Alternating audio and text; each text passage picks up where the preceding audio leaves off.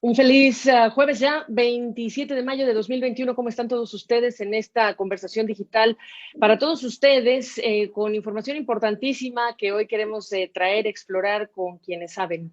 El caso de hoy tiene que ver con el COVID-19, los orígenes de COVID-19, el anuncio de Facebook, por cierto, de hace unas horas diciendo que ya no va a etiquetar o a eliminar aquellos mensajes en los que se sugiere que este ha sido un virus creado por el hombre. Interesante el anuncio porque se da en un contexto de horas antes el presidente Joe Biden activando a la comunidad de inteligencia de los Estados Unidos, dándoles de plazo 90 días para que determinen los orígenes del COVID-19. Y el Senado en Estados Unidos también votando en relación con desclasificar o no partes de este informe de inteligencia. Recordarles que todo esto se está generando en un momento en el que ya entregó y ya presentaron este documento de la Organización Mundial de la Salud sobre el mismo tema, los orígenes de esta pandemia de COVID-19, después de la visita de una delegación de expertos. Un reporte que tampoco estuvo exento de críticas de varios países, no solo Estados Unidos, en relación con la incorporación de investigadores chinos y otros temas.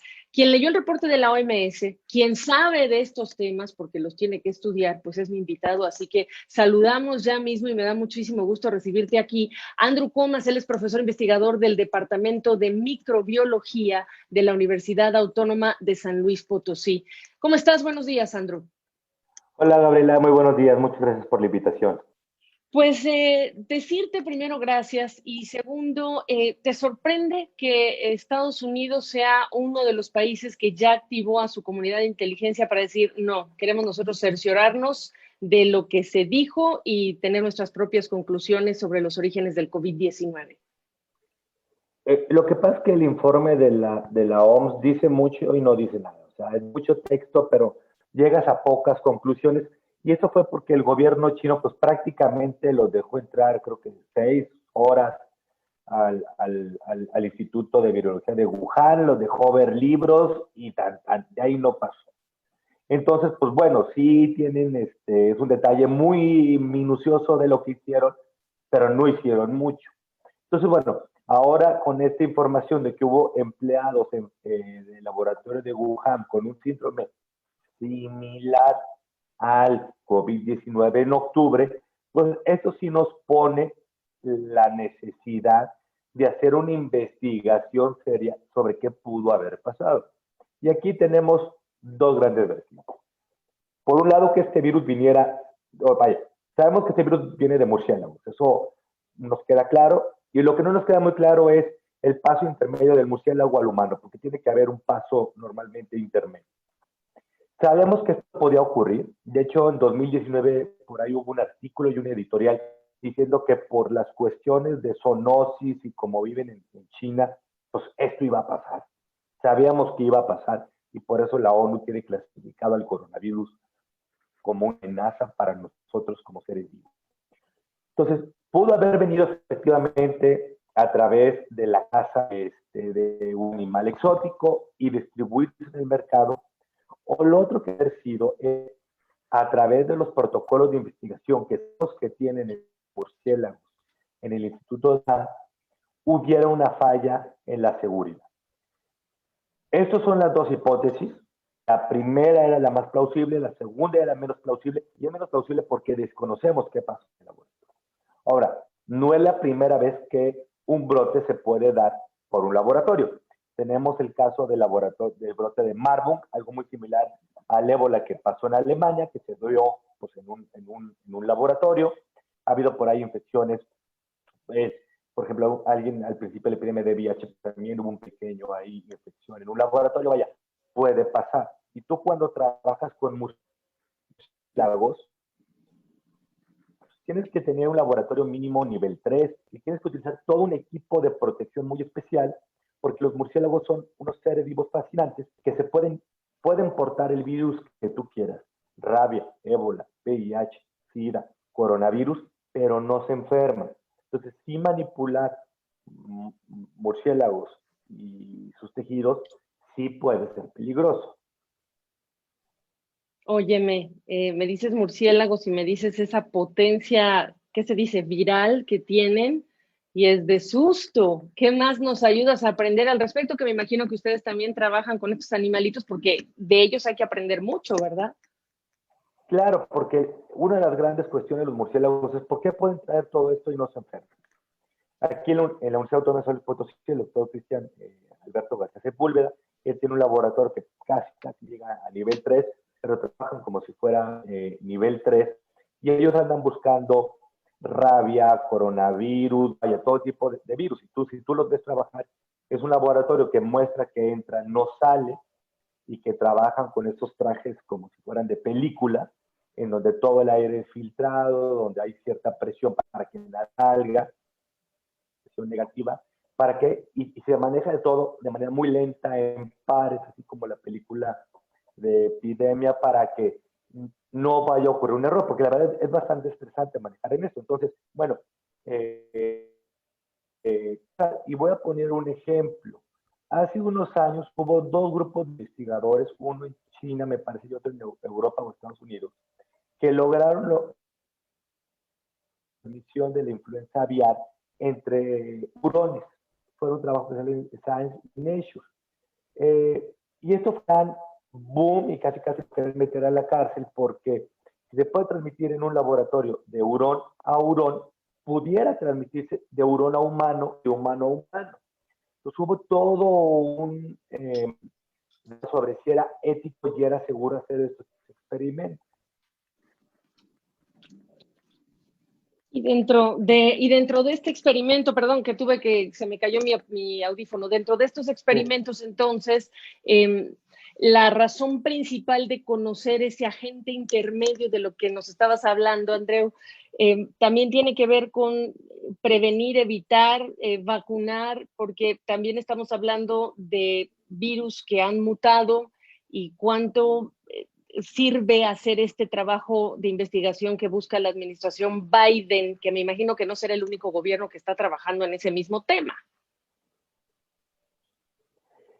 Pues bueno, son virus que mutan y es normal que muten. Afortunadamente los coronavirus mutan a la mitad de la velocidad de influenza y mucho más lento que VIH. Entonces tampoco es para preocuparnos, ¿no? Es normal. Y bueno, pues, sí es interesante saber si salió por accidente un laboratorio. No que lo hicieron, porque esto sí no es un producto de ingeniería genética para el terrorismo. Esto no hay ninguna huella que nos diga esto, y eso sí se ha estudiado ahorita. Digamos, no digamos, es el virus más secuenciado en la historia del humano. No hay nada más secuenciado en nuestra historia que el coronavirus. Ya sabemos que esto no es ingeniería genética, sabemos de qué animales vienen, cuáles son probablemente sus genes, sus virus parentales. Pues sí es interesante saber de dónde vino, pero de que vino de un murciélago vino. Ahora, si el brote inició en el mercado o inició por una ruptura en la seguridad del laboratorio, pues está padre, está bien, pero no va a cambiar la evolución de la epidemia. Qué Entonces, bueno que lo dices. pues mejor hagamos los esfuerzos para parar la epidemia, para tener antivirales, para tener mejores vacunas, para que las vacunas que tenemos que lleguen, para que los países que no estén utilizando la medida de control las utilicen, y mejor paremos la epidemia en lugar de buscar culpables. Que sí, que China se tardó en avisar, sí se tardó en avisar. Que la OMS se tardó en responder, sí se tardó en responder. Incluso, perdóname, Digo, en llamarlo una pandemia ajá. global, perdóname. Claro, se tardaron. O sea, la definición de pandemia se había cumplido mucho antes de Del anuncio. se diera, del anuncio. Digo, claro, si nosotros comparamos el trabajo de China y el trabajo de la OMS con el trabajo de México, pues China y la OMS lo han hecho muy bien, ¿no? Al lado de cómo lo ha hecho México, ¿no? O sea, todo es muy relativo, inclusive el trabajo hecho por la administración del presidente Trump, pues fue igual o peor de mala que la de nuestro, que la de Bolsonaro. Pero bueno, en lugar de andar buscando culpables, mejor, ¿sí? Tenemos que ver cómo controlar la epidemia.